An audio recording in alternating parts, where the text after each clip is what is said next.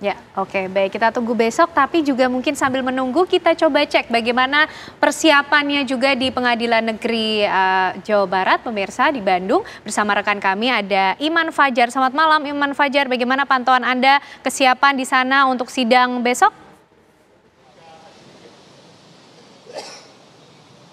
Ya, selamat malam Ken, Ana dan juga pemirsa. Saat ini di Pengadilan Negeri Bandung, Jawa Barat memang tidak ada persiapan khusus untuk melaksanakan dari sidang putusan pra-peradilan Peggy Setiawan yang akan berlangsung esok hari Senin 8 Juli 2024 pada pukul 9 pagi. Namun tadi kami sempat berbincang juga dari pihak Pengadilan Negeri Bandung, memang besok ini nantinya akan ada sedikit penambahan aparat yang memang dari sidang-sidang sebelumnya juga sudah ada aparat yang berjaga baik dari Pamdal maupun dari pihak kepolisian setempat. Dan nantinya juga kami mendapat informasi bahwa memang akan ada pengamanan yang ditempatkan di dalam ruang sidang karena mengingat juga sidang putusan dari pra-peradilan besok ini juga menarik antusiasme dari masyarakat banyak sehingga pihak keamanan di sini juga berjaga-jaga untuk mengantisipasi keramaian yang akan berlangsung pada esok hari. Adapun sidang besok ini akan berlangsung pada pukul 9 pagi waktu Indonesia Barat di ruang sidang 1 Kusuma Atmajah dengan nantinya sidang akan dipimpin kembali oleh Hakim Tunggal Eman Sulaiman, di mana pada sidang kesimpulan kemarin Hakim Tunggal Eman Sulaiman ini menjamin objektivitas dari putusan pra-peradilan akan berlangsung pada esok hari, di mana kemarin Hakim Eman Sulaiman menyebut bahwa dirinya akan memberikan putusan terbaik bukan untuk pihak pemohon, bukan untuk pihak termohon, namun yang terbaik bagi bangsa Indonesia. Ini juga menjamin objektivitas yang akan berlangsung pada sidang putusan pra-peradilan Peggy Setiawan yang akan berlangsung pada esok hari. Sementara itu pemirsa, dari pihak Peggy Setiawan sendiri juga optimis akan memenangkan sidang pra-peradilan besok karena memang salah satu poin utama yang kemudian dicatat dari pihak Peggy Setiawan adalah tidak adanya bukti yang kuat yang menunjukkan bahwa Peggy Peron adalah Peggy Setiawan. Ini juga menjadi salah satu poin yang kemudian menguatkan argumen dari pihak Peggy Setiawan. Sementara di satu sisi dari pihak Polda Jabar juga optimis akan kemudian memenangkan sidang pra-peradilan pada esok hari karena memang pihak Polda Jabar meyakini bahwa penetapan tersangka dari Peggy Setiawan sudah sesuai aturan, di mana penetapan tersangka ini juga telah mengantongi minimal 2 alat bukti sesuai dengan pasal 184 KUHP yang itu kemudian menjadi dasar dari pihak Polda Jabar untuk menahan Peggy Setiawan. Tentunya kita akan menantikan bagaimana jalannya sidang putusan pra-peradilan Peggy Setiawan yang akan berlangsung pada esok hari. Sementara laporan kami seperti itu, Kenana dan juga pemirsa dari Pengadilan Negeri Bandung, Jawa Barat, kita kembalikan ke studio. Baik, terima kasih Iman Fajar, informasinya langsung dari Bandung, Jawa Barat. Tentu mata semua tertuju esok hari pada putusan dari Hakim Eman Sulaiman. Kita ingin tahu bagaimana juga pandangan Pak Fredrik dan juga Pak Ahyar, tapi usai jeda pemirsa kami kembali untuk Anda.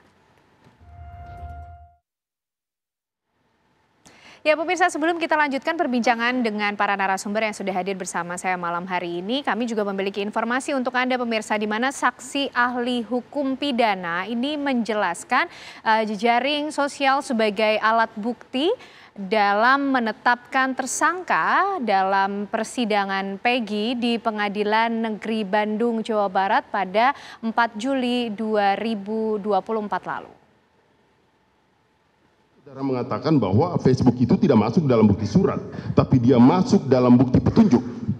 Kalau yang kemudian Facebook adalah masuk dalam bukti petunjuk, maka saudara ahli, saya mau merujuk kepada pasal 188 ayat 2. Untuk mempermudah ahli menjawabnya, maka saya akan sedikit membacakan. 188 ayat 2. Petunjuk sebagaimana dimaksud dalam ayat 1 hanya boleh diperoleh dari keterangan saksi, surat, keterangan terdakwa. Jadi hanya 3 dasar, keterangan saksi, keterangan terdakwa, dan keterangan surat. Hanya ini dasar yang bisa menunjukkan bahwa itu adalah petunjuk. Kemudian ahli tadi menyatakan bahwa Facebook itu adalah masuk dalam kategori petunjuk. Bagaimana jawaban saudara ahli atas pertanyaan saya ini? Baik, mohon izin yang mulia. Tadi saya menjelaskan bahwa akun Facebook itu dapat dijadikan sebagai petunjuk, bukan sebagai alat bukti yang dikualifikasi sebagai alat bukti petunjuk 184 ayat 1 KUHP. Itu berbeda, maknanya sangat berbeda. Saya tadi sampaikan bahwa petunjuk itu alat bukti petunjuk di dalam 184 KUHP huruf D, huruf D itu akan diperoleh pada pemeriksaan di pengadilan dalam perkara pokoknya. Tidak dalam dalam tahapan penyidikan. Jadi penyidik itu tidak bisa mengumpulkan petunjuk ya. Kan karena yang ini terjadi betul, di persidangan. Betul, terjadi di persidangan dalam perkara pokoknya yang persidangan tidak bisa itu.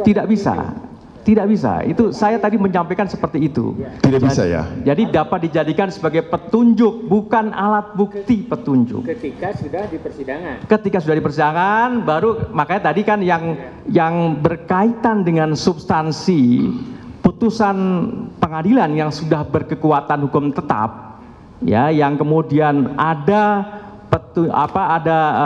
di dalam pertimbangannya yang menyebut adresat DPO dan seterusnya itu sebagai petunjuk bagi penyidik untuk kemudian ditindaklanjuti untuk mencari dan menemukan alat bukti.